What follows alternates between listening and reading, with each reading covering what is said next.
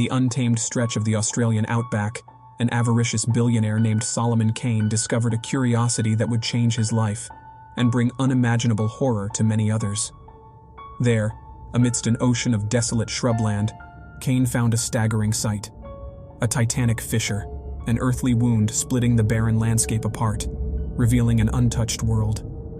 A paradise unseen, teeming with exotic life and wild beauty, a wonderland veiled by its peculiar geographical concealment. Kane, though weakened by a debilitating illness, was driven by an unquenchable thirst for wealth and power. His predatory eyes beheld this newfound Eden not with awe, but with dark calculation. A sinister scheme began to unfurl in his mind, a secret empire nestled in this virgin world, far from civilization, far from laws. Possessed by wealth and an insidious ambition, Kane launched his operation. He reached out to desperate souls with promises of gainful employment. An opportunity to make a real difference, he would declare, a master weaver of beguiling tales. Those who accepted were flown into the heart of the outback, their departure shrouded in secrecy. Kane's vision was brought to life in this hidden world. Luxurious buildings rose amidst the wild vegetation. Technology invaded the sanctuary of nature. The clandestine operation flourished, concealed in the cleft of the world, unbeknownst to society. Meanwhile, the outside world began to whisper.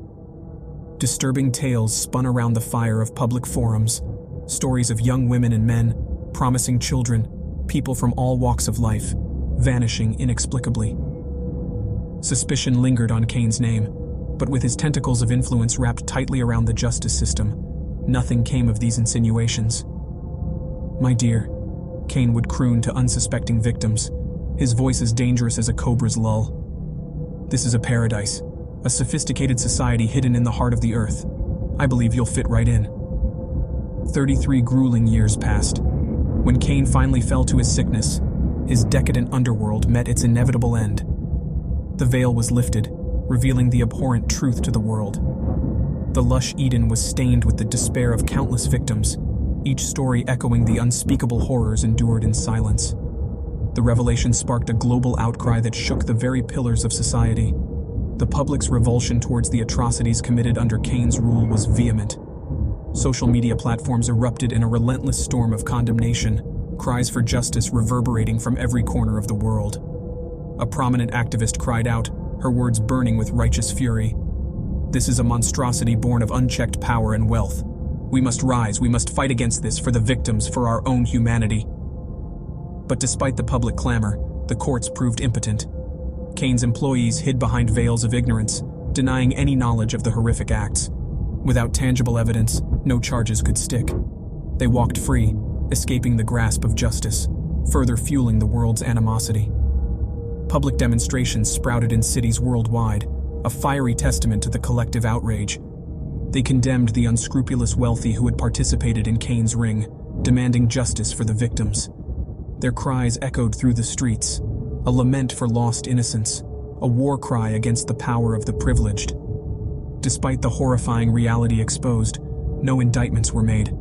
The participants, the onlookers, and those who claimed ignorance, they all slipped away, disappearing into the vast world outside the courtrooms. The scandal scarred the world's perception of the wealthy, seeding an enduring hatred for the untouchable elite who used their power to exploit the innocent.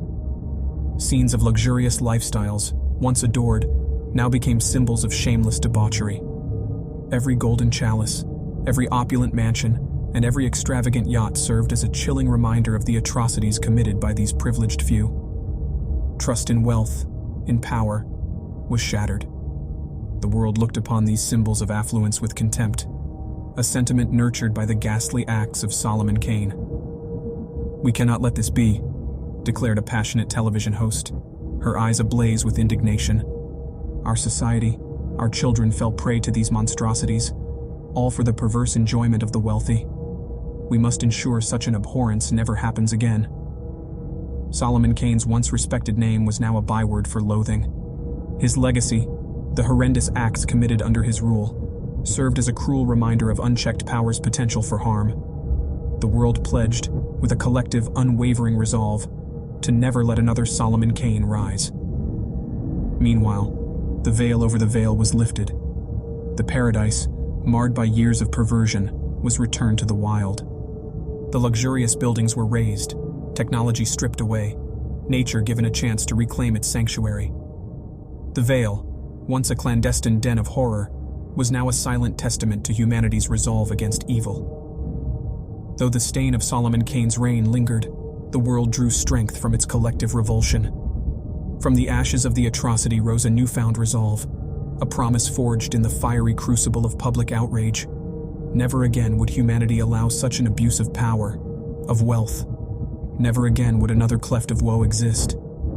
The legacy of Solomon Kane's atrocities echoed through time, serving as a stark reminder of the potential for horror, even in the most idyllic places. The world learned, with a grim resolve, that vigilance and empathy were their only shields against the darkness that wealth and power could sometimes hide.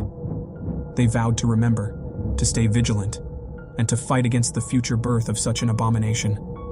The veil had been lifted. The veil must stay lifted. The horror had been seen. The horror must not be forgotten. When you subscribe, be sure to click the notification bell. Click here for more true scary stories.